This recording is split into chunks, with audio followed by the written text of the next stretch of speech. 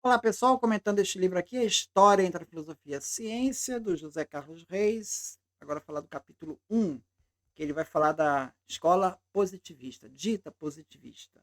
Então ele vai tratar do Rank, o Rank que não é positivista. Ele foi acusado de ser positivista, mas ele não é positivista, né? Ele vai ele vai se colocar, fazer uma crítica às filosofias da história, que é aquela questão da metanarrativa, né? Que sua resistência às filosofias da história se fundava em alguns princípios. Para o Rank, o historiador não é juiz do passado, não deve instruir os contemporâneos, mas apenas dar conta do que realmente se passou. Bem objetivo, né?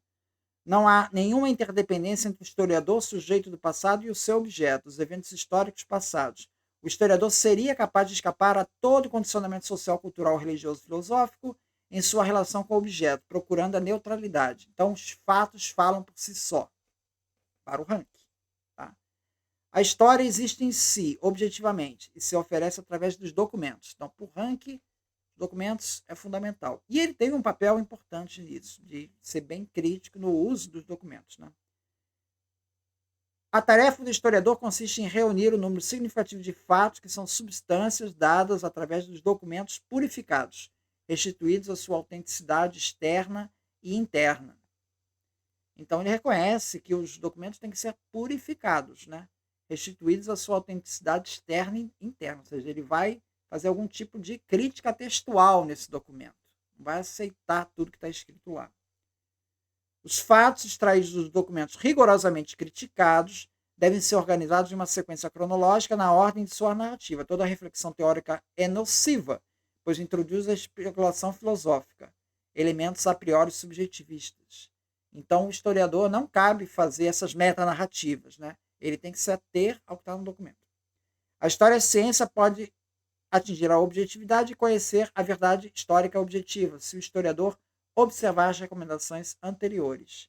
Os fatos falam por si e o que pensa o historiador a seu respeito é irrelevante. Esse é o historicismo de Rank. Tá? Esse é o historicismo do Rank.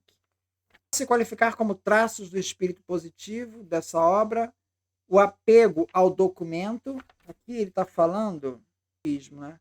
O esforço obsessivo em separar o falso do verdadeiro, o medo de se enganar sobre as fontes, a dúvida metódica, que muitas vezes se torna sistemática, impede a interpretação, o culto do fato histórico, que é dado como bruto nos documentos.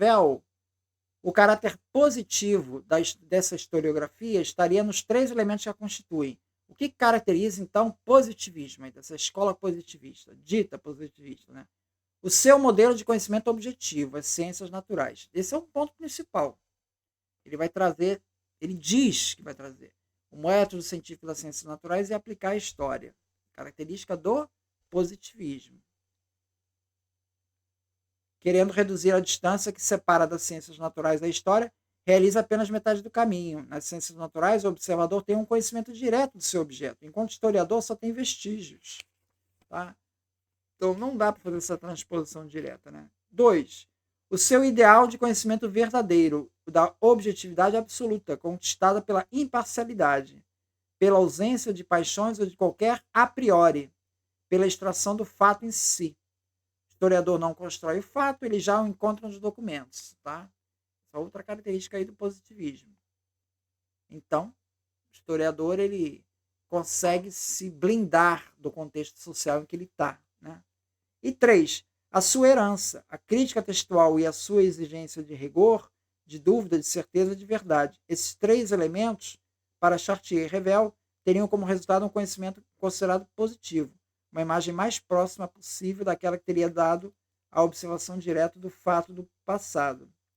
O objetivo dos positivistas, parece-nos, pode ser comparado ao da organização de um museu, embora o conceito do museu talvez seja mais complexo.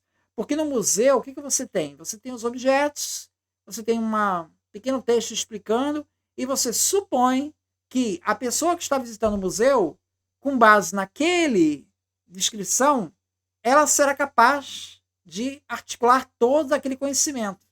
Na verdade, não vai conseguir. Né? Ela não vai ter. O fato em si não fala por si só. Então você vai ter coisas pontuais, mas dificilmente a pessoa vai fazer as conexões. Essa que é a crítica aí tanto do positivismo quanto do historicismo. Crítica dos dois. E nessa história, né, positivismo, né, tanto do positivismo como do historicismo, eles estão preocupados com os grandes eventos. Os grandes eventos são produzidos por grandes sujeitos. Então, é a história dos reis, dos presidentes, das grandes autoridades, né, que atuam na direção da história, favorecendo o desenvolvimento da nação. No capítulo 2, ele vai falar do historicismo, o debate de Aron versus Dilthey. O que vai falar o Dilthey? O Dilthey também vai tentar um conhecimento científico.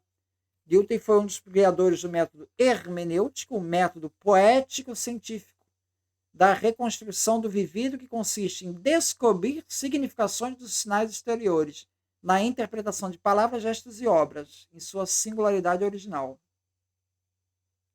É um método que utiliza algumas técnicas e algumas regras de interpretação, porém, em essência, depende do talento e da sensibilidade do exegeta. Então, aqui, ao contrário do positivismo, né, que o historiador ele tem a sua contribuição, né? Ele vai ter seu papel aí. E aí ele vai identificar esse método historicista, né?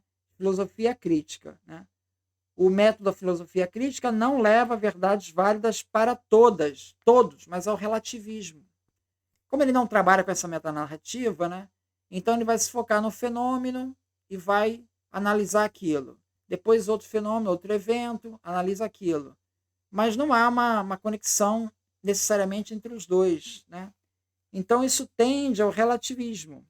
A diversidade dos sistemas filosóficos globais e a sua exclusão recíproca levam Dilthey a concluir que não há filosofia da história verdadeira, que a verdade absoluta total está fora do alcance. Da relatividade do conhecimento histórico, que Dilthey não conseguiu superar, e que, não superado, ameaça a própria possibilidade de uma ciência da história, né, será retomado pelos seus sucessores.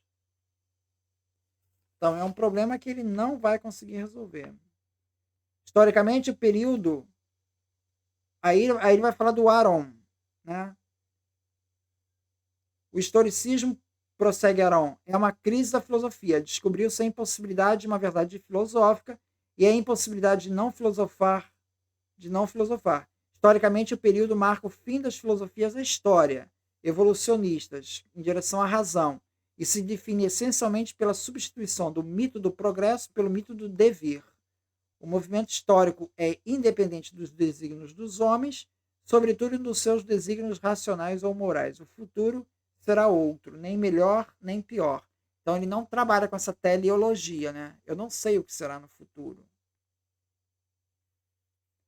Sobre o impasse relativista dos historicistas, Aron apresenta as seguintes soluções. O conhecimento histórico para o Aron pode ser objetivo, o retorno da hipótese de um progresso da consciência de si da humanidade repõe valores universais que servem de critério para o verdadeiro e o justo.